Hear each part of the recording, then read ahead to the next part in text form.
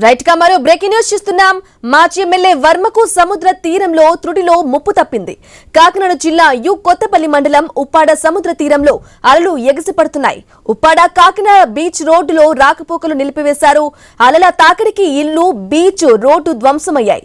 ఇక MP UP స్కూల్లోకి సముద్రపు నీరు చేరింది. బీచ్ రోడ్డు పరిశీలించడానికి వెళ్లిన మాజీ ఎమ్మెల్యే వర్మ త్రుటిలో ప్రమాదం నుంచి తప్పించుకున్నారు. ఎగిసిపడుతున్న అలల తాకిడికి తడిచి ముద్దయ్యారు. ఇక సముద్రం పోటు మీద ఉందని మత్స్యకారులు అంటున్నారు. అధికారులు అప్రమత్తమై ముందస్తు సహాయక చర్యలు చేపట్టారు. ఫైర్ ఇంజిన్ ఏర్పాటు చేశారు.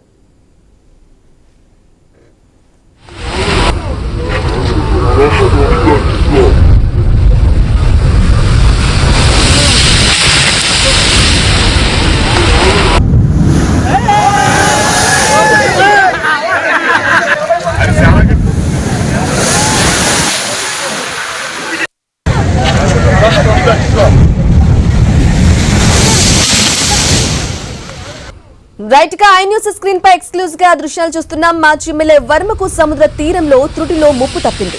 కాకినాడ జిల్లా కొత్తపల్లి మండలం ఉప్పాడ సముద్ర తీరంలో అలలు ఎగిసిపడుతున్నాయి. ఉప్పాడ కాకినాడ బీచ్ రోడ్డులో రాకపోకలు నిలిపివేశారు. ఇక అలల తాకిడికి ఇళ్లు, బీచ్ రోడ్డు ధ్వంసమవుతున్నాయి. ఎంపీ యూపీ స్కూల్లోకి సముద్రపు నీరు చేరింది. బీచ్ రోడ్డు పరిశీలించడానికి వెళ్లిన మాజీ ఎమ్మెల్యే వర్మ త్రుటిలో ప్రమాదం నుంచి తప్పించుకున్నారు. ఇక ఎగిసిపడుతూ ఉన్న అలల తాకిడికి తడిచి ముద్దయ్యారు. సముద్రం పోటు మీద ఉందని మత్స్యకారులు అంటున్నారు. ఇక అధికారులు అప్రమత్తమై ముందస్తు సహాయక చర్యలు చేపట్టారు. ఫైర్ ఇంజిన్ ఏర్పాటు చేశారు. సముద్రం పరిస్థితి చాలా దారుణంగా ఉంది. అంటే కొంత డెవలప్మెంట్ హార్బర్ లోపలికి వెళ్ళడంతో ఆ ప్రెజర్ ఇటు వచ్చి సుబ్బంపేటను కొడుతుంది.